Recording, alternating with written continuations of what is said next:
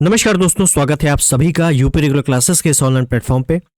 और जैसा कि आपको पता है कि उत्तर प्रदेश में लेखपाल की भर्ती आ चुकी है। लेखपाल के फॉर्म भरे जाने हैं, फॉर्म भी धड़ाधड़ भरे जा रहे हैं, ठीक है ना। फॉर्म में कमी नहीं है। तो उत्तर प्रदेश लेखपाल की भर्ती का जो सिलेबस है इसको हम लोग थोड़ा डिस्कस करेंगे और सेल्फ स्टडी कैसे कर सकते हैं वो देखेंगे। 65 नंबर की पूरी तैयारी कैसे करेंगे, ठीक है ना। 65 नंबर क्यों लिखा है वो भी देखेंगे हम लोग, ठीक है ना। उसके बाद कट ऑफ है, शॉर्ट लिस्टिंग है, एग्जाम डेट है, सभी पर बात करेंगे। तो पूरा वीडियो लास्ट तक देखना, बिल्कुल सटीक इन्फॉर्मेशन यहाँ से आपको मिलेगी, ठीक है। तो चलिए पहले एक एक बात करते हैं, बहुत ही जल्दी, बहुत ही छोटा वीडियो रहेगा ये। देखिए, सबसे पहले हम लोग बात करेंगे कि काफ़ी डिमांड रहती है कि भाई बताइए कट ऑफ बताइए। उसके बाद बताइए शॉर्ट लिस्टिंग कब होगी, शॉर्ट लिस्टिंग कब होगी। उसके बाद बताइए एग्ज़ाम डेट, कब तक परीक्षा होगी। तो देखो मैं बता दूं, कई लोग पिछला जो लेखपाल हुआ था उसके अकॉर्डिंग वो अपनी डेट डिसाइड कर रहे हैं। देखो वो बेकार चीज़ है, आप उसको बिल्कुल मत छूना, ठीक है।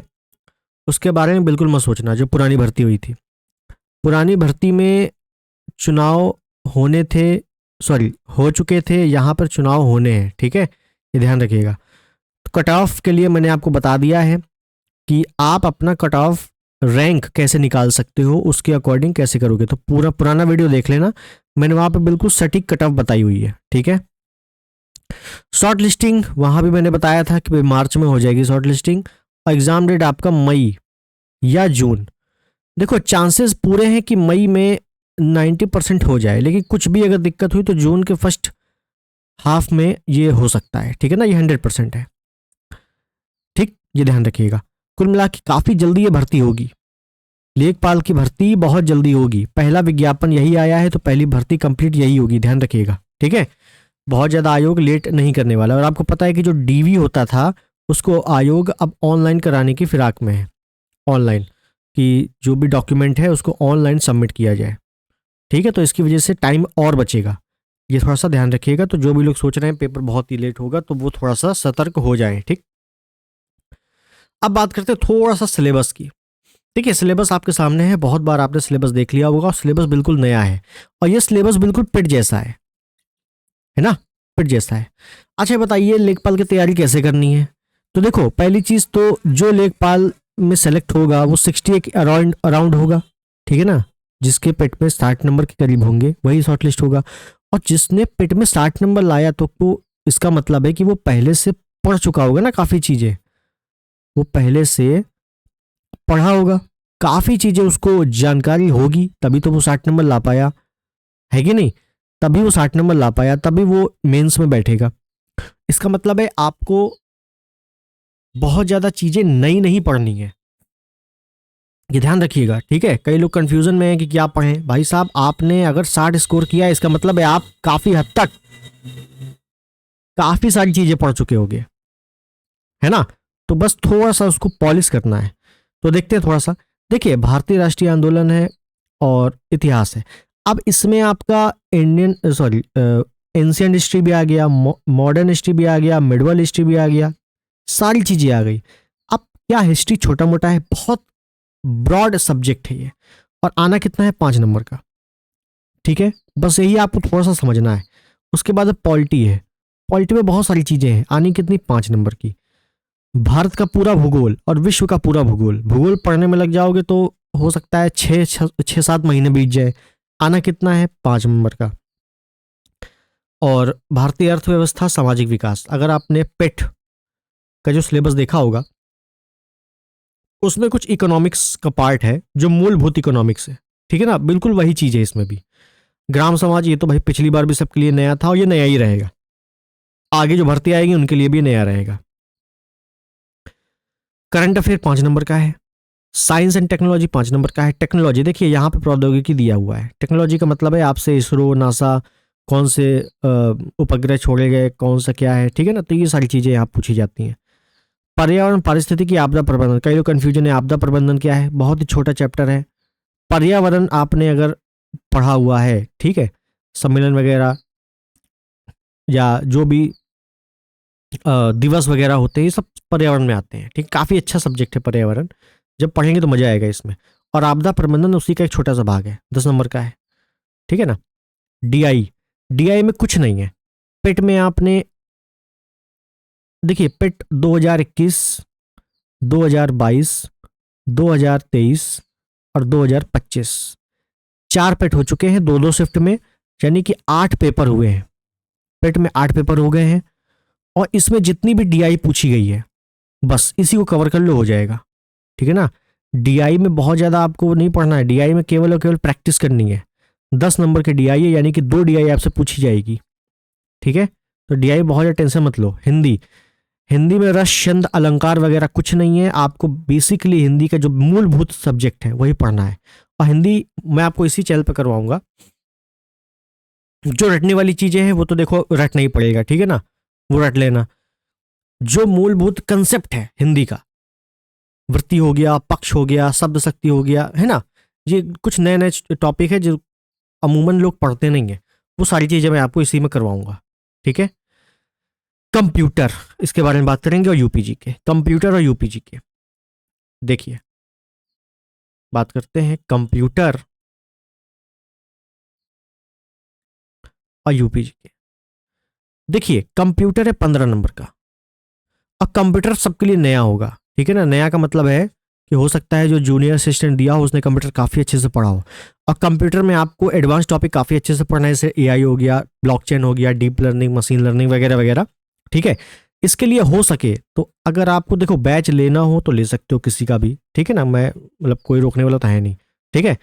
कोई भी आप बैच ले लो जो आपको पसंद हो। लेकिन अगर आपको बैच नहीं लेना है, सिर्फ स्टडी करनी है, तो मैं कहूँगा कंप्यूटर आपने अगर बिल्कुल नहीं पढ़ा है तो कंप्यूटर का इंडिविजुअल बैच कोई हो तो वो देख लो, प्लस कोई बुक देख लो, और उसी बुक में प्रैक्टिस सेशन जरूर होना चाहिए, बस इतनी चीज़ें। अगर बैच नहीं लेना है तो कंप्यूटर का मैं रिकमेंड करूंगा कोई इंडिविजुअल बैच। किसका लेना है तो वो आपकी इच्छा है, किसी का भी ले लो जो आपको पसंद हो, ठीक है ना, डेमो वगैरह देख लेना अपना। तो क्योंकि 15 नंबर है, इसको छोड़ नहीं सकते। उसके बाद यूपीजी के, यूपीजी के देखो 20 नंबर का है। इस 20 देखो यूपीजी के अब जो आ रहा है ना वो काफ़ी डिटेल आ रहा है, वो काफ़ी डिटेल आ रहा है। वो अब जमाना चला गया कि बताइए सिरेमिक सिटी क्या है, चरकुला नृत्य कहाँ होता है ना, वो समय खत्म। यूपीजी के काफ़ी डिटेल क्वेश्चन आ रहे हैं, और 20 नंबर में मैं बता सकता हूँ कि 12 से 13 ये रहेगा यूपी जीके का, जीके जीएस वाला पार्ट, और 7 से 8 नंबर में आपकी यूपी की योजनाएं प्लस यूपी करंट अफेयर्स, ये रहेगा, ठीक है ना। इन 3 भाग में ये डिवाइड होगा पूरा 20 नंबर। तो यूपी जीके भी इसी चैनल पे आपको मैं करवाऊंगा प्रैक्टिस सेशन के रूप में, ठीक है ना, प्रैक्टिस सेशन। हालांकि अगर आपको बुक लेनी है तो आप परीक्षा वाली ले सकते हो, परीक्षा वाली मोटी वाली पुस्तक आती है, काफ़ी अच्छी बुक है। अगर आप सोचो परीक्षा वाली पतली वाली ले लें तो भाई पतली वाली का काम खत्म है, यहाँ से कोई क्वेश्चन नहीं बनने वाले, ठीक है ना। अच्छे खासे क्वेश्चन बनते हैं अब यूपीजीके में, तो परीक्षा वाली आपको लेनी पड़ेगी, मोटी वाली, प्लस इसके साथ जितने पीवाईक्यू हैं वो तो पढ़ने ही पढ़ने हैं, ठीक है। और अगर आपने इस चैनल पर आर के लिए पढ़ा है तो आपको पता होगा कि जो प्रैक्टिस सेशन हम लोगों ने चलाई थी, भाई देखो पेड तो कुछ चलाया नहीं था, प्रैक्टिस सेशन चलाया था, तो कितना डिटेल में एक्सप्लेनेशन किया था हम लोगों ने, है ना, डिटेल में एक्सप्लेनेशन किया था, आपको पता होगा अगर आपने आर वगैरह का पेपर दिया है तो, ठीक है। तो उसी तर्ज पर एक प्रैक्टिस सेशन हम लोग लेखपाल के लिए भी चलाने वाले हैं, जो कि बहुत जल्द देखने को मिलेगा, और बिल्कुल अच्छे प्रश्न रहेंगे, ठीक है ना, बिल्कुल पैटर्न पे न्यू पैटर्न पे क्वेश्चन रहेंगे, प्लस उन क्वेश्चन का एक्सप्लेनेशन भी नेक्स्ट लेवल होगा। बस इतना ही करना है और लेखपाल में काफ़ी अच्छा स्कोर हो जाएगा, ठीक है।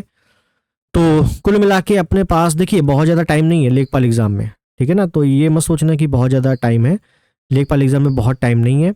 मैं आपको जितना भी कराता जाऊँगा, जितना भी, यानी कि एक हफ्ते में, देखो बहुत ज़्यादा पढ़ने से भी कोई फ़ायदा नहीं है, आपको सेल्फ ही पढ़ना पड़ेगा, ठीक है ना। मैं आपको इसमें आप 20 क्वेश्चन करा दो, बोल दो 20 से 20 फंस जाएगा, ऐसा दावा कोई नहीं कर सकता।